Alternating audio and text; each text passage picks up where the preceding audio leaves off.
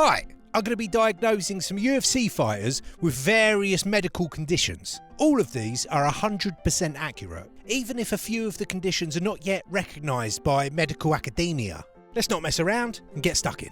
Israel Adesanya. There was actually a few deformities found here. Most alarmingly, that he is in fact a zoophile. For those of you that don't know or haven't guessed yet, a zoophile is a person who is sexually attracted to animals. Now, I wish I was kidding with this one, but as you may be aware, there's plenty of evidence online to prove that this is in fact true. But Izzy is also suffering from main character syndrome and age regression, which explains his fascination with cartoons and expressing himself in storylines from movies and cheesy, overly written catchphrases. I think he might also have a splash of whatever Britney has that makes her dance around constantly like a crackhead. Now on to everyone's favourite fighter, Ian Garry. Now Ian is suffering from a serious case of echopraxia, which involves imitating another person's actions or persona. This explains his lack of originality and constantly overdoing his McGregorisms. Every defining feature of Garry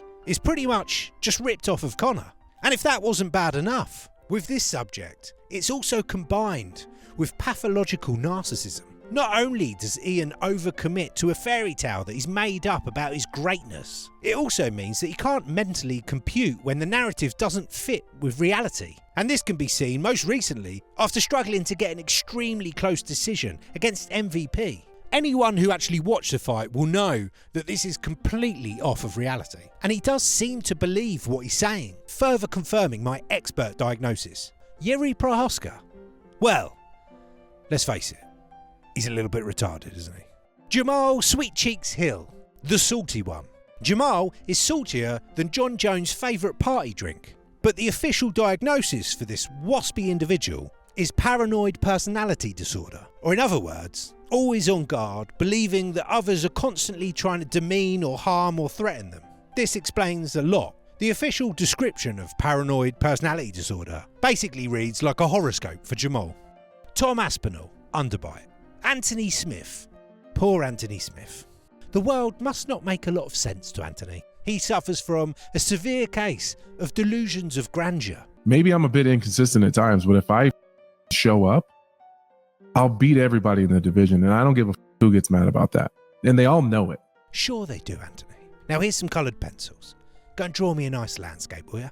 John Jones. I think John is about as clear a case of narcissistic personality disorder I've ever seen.